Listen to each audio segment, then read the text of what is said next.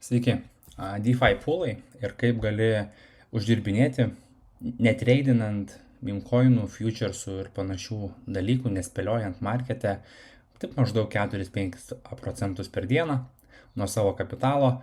Be abejo, tai nėra kažkoks tai pavadinkim skeminis video, kur čia visi gali sakyti, kad tai yra nerealu, tai yra čia nesustainable ir panašiai. Tai jeigu žiūrėjot mano praeitus DeFi'aus edukacinius video, visus, ką sukėliau į YouTube, ko puikiausiai žinote, kad tai yra visiškai realu. Bet norint uždirbinėti tokio dydžio skaičius DeFi'oje, tu turi prisimti automatiškai didesnės rizikas. Jos yra gerokai mažesnės negu ten spėlioti, prekiauti, markete, treidinti ir panašiai, bet vis tiek rizikos yra šiek tiek didesnės. Reikia nepamiršti tokio pagrindinio elemento, kad nors tau įrodys, kad tu uždirbsi 10-15% per dieną, visi puikiai žinome jau, kad realybė visada yra kiek kitokia ir turi nepamiršti, kad tu DeFi'oje fees gauni ir visą tą uždarbį gauni ne iš oro. Tai yra labai paprasta ir aiški sistema ir fees gauni tik tada, kai kažkas kitas tam pūle, kuriame tu esi įdėjęs likvidumą, padaro swapus. Jeigu kažkas prekiauja tam pūle. Ir rašyti tau gali nors ir 100% per dieną, nes tai yra projekcija. Bet jeigu to pūlo aktyvumas bet kurią sekundę, minutę, valandą sumažės, mažiau prekybos tam pūle lygų mažiau fees. Tai dabar kaip pavyzdys, aš esu šitoj pozicijoje, ją padariau būtent šitam video, yra pozicija Bonk meme coinas prieš Solana. Bonkas jau nebe toks meme coinas, labai didelis projektas iš tikrųjų, market capas jo yra tikrai aukštas ir jis yra nors ir volatilus, bet pakankamai stabilus, pavadinčiau taip.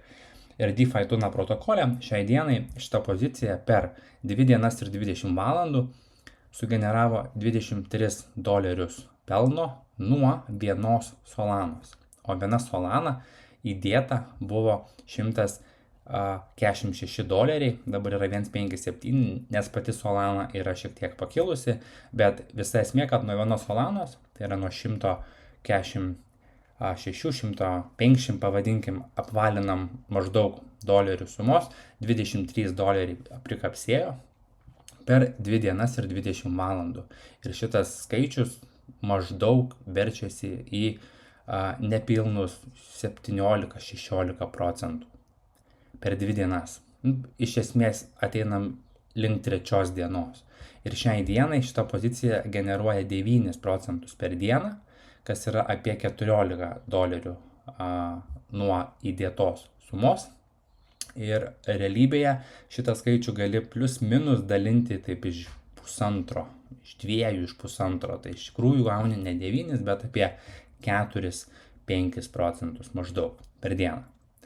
Ir šita pozicija yra be abejo gerokai rizikingesnė, kadangi pats pūlas yra gan rizikingas, tai yra Bonkas prieš Solaną, tai yra 2 assetai ir abudu yra volatilus, kai turi stambius kapitalus. Ir visa esmė šito video yra parodyti, kad ir su mažu kapitalu tu gali greitai augintis. Nes turint didesnius kapitalus, tu nelabai nori veltis į tokio lygio pūlus, kur yra 2 volatilus assetai, nes tu esi exposed į abiejų assetų kainos judėjimą. Jeigu pozicija tau išeina iš range per apačią, tu pilnai konvertuotas į Bonką. Jeigu pozicija pilnai išeina per viršų, tu konvertuotas pilnai į Solanos. Ir jeigu abudu assetai, kaip pavyzdys, tarkim, krenta, tarkim, pradėjo kristi Solana, automatiškai krenta ir Solanos meme coinai, tuo atveju ir Bonkas, ir tavo pozicija išeina iš range, tu konvertuotas į Bonką ir tavo vertė yra mažesnė automatiškai ir tau krenta tiek Bonkas, tiek Solana, tai yra tiek tavo įdėta suma krenta ir tavo visas Bonkas krenta ir kitaip tariant viskas krenta. Ir tokiu atveju tai nėra labai smagu. Bet jeigu tu pūlus dėliojasi protingai ir juos prižiūri protingai, tu iš tokio lygio pūlų kaip Bonkas, kaip Fartcoinas prieš Solaną, kaip Pengu prieš Solaną, tu gali susigeneruoti labai neblogus procentus. Tai aš parodysiu, kaip tai veikia šiek tiek po to, bet dabar noriu dar pakaverinti šiek tiek teorijos. Tai visi šitie pūlai, tam, kad tu uždirbinėtum tokius skaičius, jie nėra blue chipiniai. Blue chipinis pūlas tai yra toksai kaip Solana, Etheris, Sui, tai yra didžiuliai market capų esetai, didžiuliai coinai, tai yra blue chipas, kaip pavadinkim, kaip yra Microsoftas, Nvidia, Apple ir panašiai, ne, kai yra didžiausios pasaulio kompanijos, lygiai taip pat ir didžiausias pasaulyje kripto yra būtent tos. Tai yra blue chipiniai pūlai. Jie tokių procentų tau nesugeneruos. Kad ir kokį tu mažą range dėsi, jau turėsi dėti tada 0,2 procento, sakykime, į viršų į apačią, tam, kad tu gautum kažką tokio. Kai ant mažesnių pūlų, tokie kaip Pengu, Fartcoinas, Bonkas, Deepas, Renderis, taip toliau ir panašiai. Jų yra begalybė. Iš tikrųjų, jie tau generuoja gerokai didesnius skaičius. Ir tu naudoji leverage'ą tam, kad galėtum pasiekti tokius procentus. Tai čia yra šiek tiek matematikos ir visa tai veikia per DeFi Tuna protokolą, būtent per šitą. Ant Solanos jisai labai patogiai veikia ir tu gali įeiti į LP poziciją, lygiai taip pat kaip eitum per Orką, per Radiumą, per Aerodromą, per VFATą ir panašiai, bet paprasčiausiai prieš įeidamas į poziciją tu gali pasiskolinti daugiau kapitalo, būtent kaip yra padaryta čia. Mano įdėta suma buvo viena Solana, 146, tuo metu jinai buvo ir aš pasiėmęs esu 3x leverage'ą, maksimalų kiek duoda šitai pozicijai ir esu pasiskolinęs 327 baksus. Tai mano bendra pozicijos vertė, su kiek aš įėjau į poziciją, yra 486. Tai nuo šitos sumos aš gaunu šitą fee. Tai realus procentas be jokio leverage'o būtų šitą sumą padalinti iš 3. Ir gausi tą realų skaičių, kiek būtų tiesiog įdėjus vieną Solaną. Bet kadangi tu pasiemi leverage'ą ir jeigu tu darai tą teisingai, protingai, tu nėra ko bijoti imt leverage'ą ir tu gali tikrai pasitrigubint, pasipenkegubint netgi savo uždarbį. Tiesiog reikia šiek tiek aktyviau ir daugiau viską prižiūrėti. Ok, važiuojam toliau. Tai kitas labai svarbus dalykas, prieš dedant į DeFi Tuną, prieš imant leverage'ą, prieš einant į pačią poziciją, tu turi įsivertinti, kuriuo skolinimuose santykiu eiti tau yra geriausiai. Ar tu skolinės Solanas, ar skolinės tą kitą esetą, pavyzdžiui, Bonką, ir kokiam procente tą darai. Nes kaip pavyzdys, ką aš noriu dabar parodyti, atsidarius pozicijas, tarkim, mes norim pradėti naują, tarkim, poziciją, Bonkas prieš Solaną, sakykime, tu nori dėti 0, tiesiog kaip pavyzdys, nori dėti 0,3 Solanos ir, tarkim, nori imti 3x leverage'ą, viskas yra ok, čia tu nusistatai savo range'ą pagal grafiką, pagal norą, pagal matematiką arba tiesiog +5, -5, kaip pavyzdys, nėra skirtumo. Ir tau čia parodo tavo numatomą projekciją, 9 procentai per dieną, tai sakau, visada dalinkit maždaug iš 2 šitą skaičių ir bus šiek tiek realistiškesnis. Bet kur yra visa esmė? Dabar tam, kad tu pasimtum 3x leverage'ą, tu turi skolintis 0,3 Solanos, tiksliau tu įeini į poziciją su šita suma, bet tu įeidamas į poziciją turi pasiskolinti. Ir skolintis tu pats sprendi, kuom tu nori skolintis. Ir būtent čia tu gali šitą skaičiuką reguliuoti. Tai jeigu tu nori, jeigu skolinsies 50-50 tiek Bonko, tiek Solanos su šitu santykiu, -5,20 ir 5,03, gaunasi, kad tu įeini į Bonko tokį semi-shortą. Tai yra tau geriau, jeigu Bonkas važiuosi į apačią, lyginant prieš Solaną, tau yra šiek tiek geriau, nes tu gausi mažesnį impermanent loss. Jeigu tu skolinės, tarkim, tik Solanom, gaunasi, kad tu esi Bonko full long'e. Ane? Tavo pozicijos directional bias yra full longas. Reiškia, tu pasiskolinai tik Solanom, tavo skola yra Solanos ir tau, jeigu bonkas važiuoja į viršų, tau yra geriau, bet jeigu į Solaną važiuoja į apačią, kaip pavyzdys, tau yra blogiau. Ir gaunasi, kad jeigu tu skolinėsi tik Solanom, tu turi tą tokią riziką, kad išėjus iš range'o, tu daugiau prarasi ir greičiau, jeigu skolinės tik Solanom. Jeigu skolinsies, tarkim, tik bongo, vėlgi, gaunasi, kad tai yra bonko full shortas. Tokiu atveju viskas priešingai. Tau yra geriau, jeigu bonkas važiuos į apačią, bet jeigu Solana pavažiuos į viršų, tu esi pilnai pasiskolinęs bonkais, tavo paskolos santykis ir suma vėlgi keičiasi. Tai pats paprasčiausias variantas tai yra daryti dažniausiai 7-5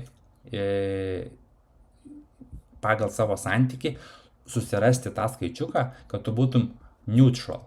Tai kai tu esi neutral, tu iš tikrųjų turi exposure tiek į vieną, tiek į kitą assetą, bet pagal skolinimosi santykį tu toksai esi iš esmės neutralus, nesvarbu ar bonkas į viršų į apačią, nesvarbu ar Solana į viršų į apačią, tu vis tiek iš esmės turėsi labai panašų rezultatą. Tai jeigu tu, tarkim, skolinėsi, paimkim pavyzdį 50-50, 50% sumos bonkais ir 50% sumos Solanom, tu gali čia įsivesti, kad jeigu išbūsi pozicijoje, pavyzdžiui, 8 valandas, kaip atrodys tavo uždarbis. Ir kaip matot, tarkim, 8 valandas tu išbuvai range ir kainai ant įėjimo kainos tu esi didžiausiam pliuse, kaip matot, nes tu turi exposure tiek į bonką, tiek į solą. Išėjus iš range'o tu esi didesniam minuse negu išėjus iš range'o per viršų. Jeigu tau pozicija po 8 valandų išeis iš range'o per viršų, gaunasi, kad tu vis tiek iš esmės esi labai minimaliam pliuse. Kas reiškia, jeigu pozicija išeis per apačią, tu būsi 0,0143 maždaug, vėlgi čia yra labai maždaug, Solanos minuse. Bet jeigu tu, tarkim, skolinėsi 7,500, čia viskas keičiasi. Tu tada būsi dar didesniam minuse iš tos pusės, jeigu išeis per apačią, ir didesniam pliuse jau būsi, jeigu išeis per viršų. Jeigu skolinsies tik Solanom ir neimsi visiškai bonko, tai vėlgi, čia tu turėsi didžiausią minusą, jeigu esi bonk full longe, o bonka šiuo atveju važiuotų į apačią, kas tau yra blogai, tu ant įėjimo, jeigu 8 valandas stovėsi, tu maždaug būsi čia, bet netgi ir išėjus pozicijai iš range'o, tu vis tiek būsi geram pliuse, jeigu tu skolinsies tik Solanom šiuo atveju. Ne? Tai reiškia, kad čia tau nuo įėjimo kaina kyla, tai bonkas kyla prieš Solaną arba atvirkščiai. Ir tarkim, tau išeina kaina iš range'o, tai reiškia, bonkas išsimušė į viršų, bet tu esi konvertuojamas čia vis daugiau Solanų ir išėjus iš range'o, tu esi pilnai pasiskolinęs Solanas, bet kadangi pati Solana kyla, tau atsikaverina dalis to tavo paskolos. Jeigu skolinsies pilnai tik bonkais, viskas priešingai. Tada tau kainai krentant, tai yra bonkui krentant prieš Solaną, tu čia esi konvertuojamas į bonkus ir panašiai. Ir automatiškai tu apsiverti viską iš kitos pusės. Tai yra išėjus iš range'o per apačią, tu būsi pliuse palyginus išėjus į Solanas. Tai šitą dalyką nereikia per daug apie jį galvoti, bet reikia visada pasižiūrėti. Tai yra įeinant į poziciją, dauguma tiesiog yra standartinis skolinimuose santykis 50-50, ir jie nežiūrėdami įeina. Tai ne visada tas 50-50 yra teisingas dalykas, nes, ta prasme, žiūrint nuo tavo pozicijos santykio, ką tu maždaug čia darei, tai šitas dalykas yra pakankamai svarbus, kad tu susižiūrėtum. Bet paprasčiausias metodas yra stengtis eiti į labiau neutral poziciją. ir tau nereikės ten tiek daug tos matematikos žiūrėti. Tai va, ir tu įeini į poziciją, šiuo atveju aš skolinausi ant neutral būtent pozicijos, 75% solo ir likę bonkais. Pozicija dabar yra range ir generuoja šitas būtent pajamas. Tai čia tiesiog dalykas, kurį reikia pasižiūrėti. Tada turi nepamiršti, kad kadangi tai yra trumpalaikė pozicija ir tu šitoj pozicijoje nebūsi ilgai, nes yra maži range'ai, nes kuo mažesnis range'as, tuo didesni procentai. Tu nenori daryti range'o ten, sakykim, minus 2 procentai ir plus 2 procentai, nes tai yra labai mažas range'as, net ir, bonkui, kuris gali iššokti 2 procentus į viršų į apačią per minutės. Tai yra neverta daryti tokio, tai tu maždaug visada taikysies, kažkas tai pagal bendrą marketo tendenciją, jeigu tu linkęs į, kad bonkas labiau galbūt važiuos į apačią, tai tu pasidarysi daugiau vietos į apačią, mažiau vietos į viršų ir pagal tai pasižiūrėsi, kuris tau yra geriausias variantas. Ir būtent pagal šitą vietą, tai tu labiau norėsi pasimti, tarkim, bonkais, šiek tiek daugiau, kad būtum bonkose mišorte, nes tu jam duodi daugiau vietos į apačią. Tai va, ir tu tokius dalykus turi šiek tiek pasižiūrėti, bet kadangi tai yra trumpalaikė pozicija, reikia nepamiršti vieno elementaraus dalyko, kad impermanent lossas tai yra ne ką tu generuoji iš fees, bet kiek vaikšto tiek bonkas, tiek solana kaip assetas, gali tau viską labai greitai sugriauti. Ir ką aš turiu omeny, kad fees tu prigeneruosi daug, bet kadangi range'as yra siauras ir trumpalaikis, impermanent lossas gali tuos fees tau labai greitai sunaikinti. Kaip pavyzdys, tu čia gal būsi prigeneravęs tos 23 baksus, bet dabar, tarkim, bonkas staigiai kala į apačią, išeina man iš range'o ir mano bendras profit ir lossas bus gerokai minusinis. Ir jeigu jisai nedengs, tiksliau, mano fees sugeneruoti nedengs šito loso, bendra pozicija gaunasi minusinė. Tai tikrai ant tokių aktyvių, trumpalaikių pozicijų būtina įsivertinti impermanent lossą. Tai čia ateina ir šiek tiek sėkmės elementas, kai tu eini į trumpalaikės pozicijas. Nes jeigu tu atsidarai poziciją ir marketas eina šonu bent keliolika valandų, tada yra super, nes tau generuojasi fees, marketas eina šonu, tu prisigeneruoji fees ir dažnu atveju net ir pozicijai išėjus iš range'o, tu vis tiek esi profite. Va, tarkim, šitą poziciją šiai dienai dabar nesvarbu, į kurią pusę jinai man išeis iš range'o, čia buvo mano entry price'as, čia apačia, čia viršus, dabar marketas čia, iš visų pusių išėjus aš esu profite, bet kokiu atveju.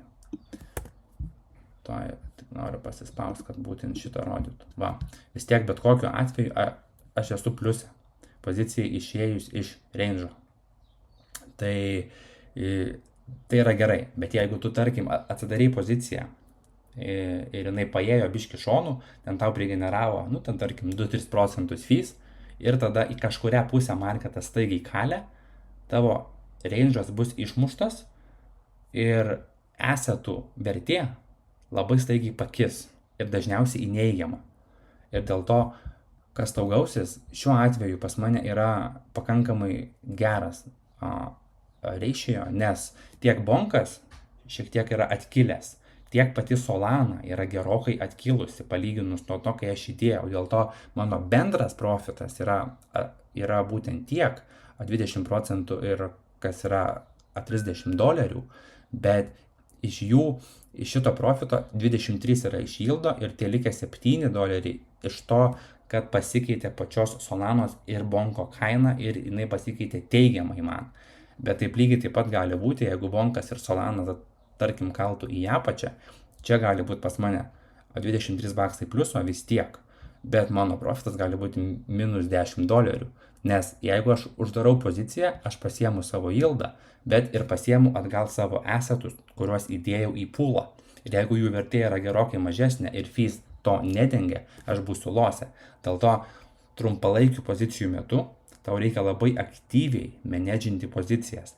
Jeigu tu matai, kad pozicija išeidinėja iš range'o, labai dažnu atveju reikia įsivertinti marketo situaciją, duoti pozicijai valandą kokią, maždaug valandą laiko, grįžti į range'ą. Jeigu tai nevyksta, geriau range'ą yra užsidaryti ir perdėti iš naujo ir vėl bandyti atkalti tą impermanent lossą su kitu range'u.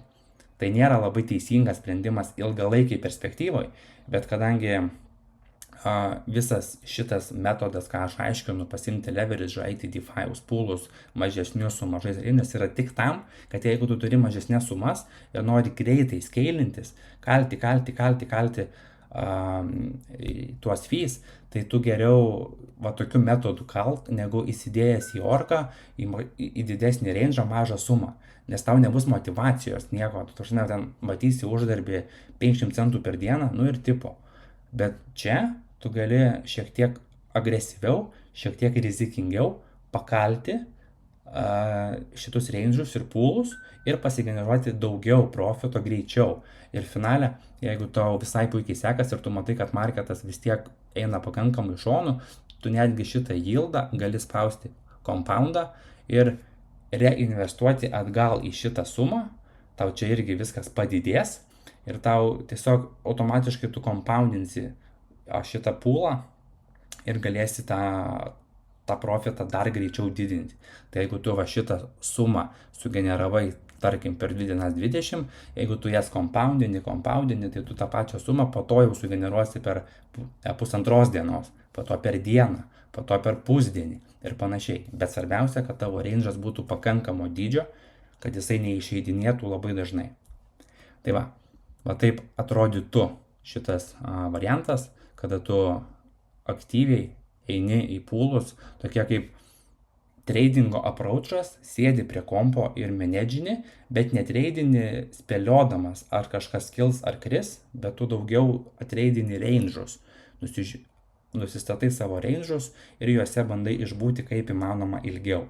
Pozicija išėjo, atsidarai kitą, perdarai, nes tu tikrai pasiėmęs leverage'ą gali labai greitai atkelti tą impermanent lossą, jeigu jisai ir įvyko. Svarbiausia, neleis pozicijai išeiti iš range'o stipriai, kur tu čia matysi didelį lossą ir sakysi, tai dabar jau pizdūti, palauksiu, kol grįši į range'ą, nes labai dažnu atveju tokie meme coininiai poolai, nesvarbu, kad bonkas didelis, bet jie gali negrįžti. Ir tu turėsi finale sakyti, padariau klaidą ir nors čia prigeneruota tie 23 baksai, arba jeigu padarysi viską 10x, tarkim, bus ten 200 baksų, bet čia tu matysi minus 400 baksų dėl impermanent lossų, kaip pavyzdys. Tai tokiu atveju, tu žinai, finale sakysi, buvo neverta. Bet jeigu tu aktyviai ir tvarkingai menedžini, tikrai yra labai geras metodas užsiskeilinti biški profitų greičiau. Ir su viena Solana sėdint, tu kas tas porą dienų pasidarai, sakykime, 20 baksų ant pavalgymo, kažkokio. gali įsimetęs 2-3 Solanas, tu šitą sumą pasidarysi maždaug per dieną. Tai visai yra neblogi skaičiai. Ir kadangi tu įmi leverage'ą, yra ta rizika likvidacijos, bet kaip matote, šitam pool'e likvidacija iš bonko pusės ir iš Solanos pusės yra labai labai toli. Ir tikrai yra labai sunku likviduoti save su DeFi tuna, nes marketas turi tikrai labai beprotiškai stipriai kažką tai nuveikti, nugriūti, sugriūti, iškilti, susprogti ir panašiai, jau tokiais dideliais procentais ir žvakiam. Tai yra tikrai nedažnas atvejis. Jis pasitaiko, bet jis nėra dažnas. Tai sakau, norėjau parodyti, kad ir iš mažos sumos galima išspausti didelius skaičius, bet su dideliais skaičiais atsiranda ir šiek tiek didesnė rizika, bet manau, aš ją puikiai jums paaiškinau, kas per riziką egzistuoja. Ir dabar tik jūsų sprendimas pabandyti, pasitestuoti, pasižaisti su visais šitais dalykais tam, kad būtų šiek tiek tas DeFi'us įdomesnis, o ne toks nuobodus.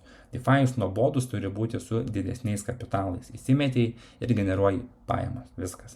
Bet jeigu tie kapitalai yra mažesni, natūralu, kad norisi skeilintis kaip įmanoma greičiau. Tai geriau skeilintis taip, negu pirkalioti meme coinus, kurie dažniausių atvejų neišvažiuoja, o jeigu ir išvažiuoja, tai tu būni pardavęs jau senovėje per anksti arba per vėlai.